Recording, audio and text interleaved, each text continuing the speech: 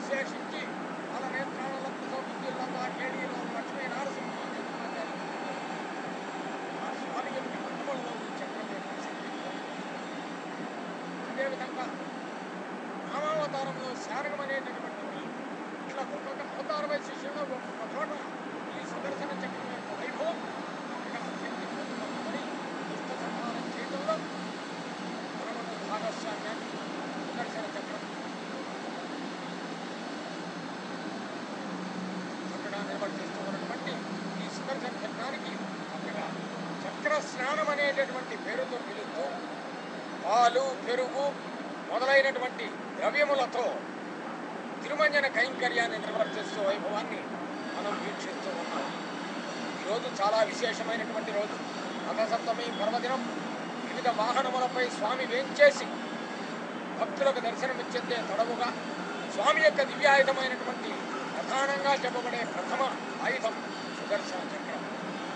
ఈ చక్ర స్నానం అనేక సందర్భం పర్యాయం, వైకుంఠ ఏకాదశి ఒక పర్యాయం, ఇట్లా ఒక్కొక్క సందర్భంలో ఒక్కొక్క పర్యాయం ఈ చక్ర స్నానాన్ని పుష్కరిణి సమీపంలో చక్కగా నిర్వర్తిస్తారు.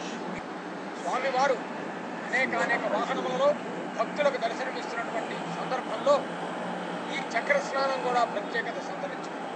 చక్ర స్నాన దర్శనం సమస్త దోష హరణం. చక్ర స్నాన దర్శనం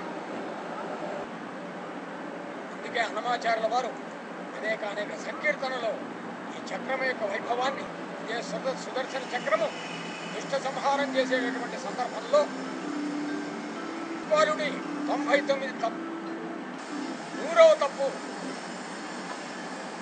100వసారి దోషం చేసిన వెంటనే ఆ శిశుపాలుని వధించడానికి వెంటనే వచ్చేటటువంటి ఈ సుదర్శన చక్రం.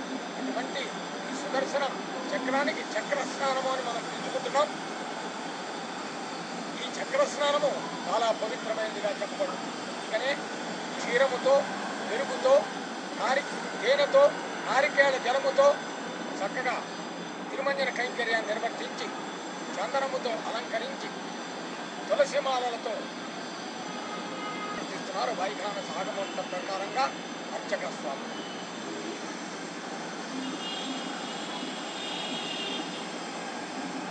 నారాయణం పరం బ్రహ్మ సర్వకారణ కారణం సాఖ్యం తదేవ కవచం. శ్రీమన్నారాయణమూర్తి శ్రీ వెంకటేశ్వరుడిగా అవతరించి తిరుమల దివ్యక్షేత్రములో భక్తులకి దర్శన మాత్రము చేత ఆనందాన్ని కలిగిస్తూ స్వామివారి యొక్క దివ్యాయుధములు కూడా మనం స్వామిని దర్శించేటప్పుడు దర్శించుకోవచ్చు. అన్నాడు అదిగో సుదర్శన చక్రాన్ని స్వామి పుష్కరునిలో చక్కగా సుదర్శన చక్ర స్నానము అనేటటువంటి దానికి ప్రధానమైనటువంటి విధానం ఇక్కడ కనపడుతూ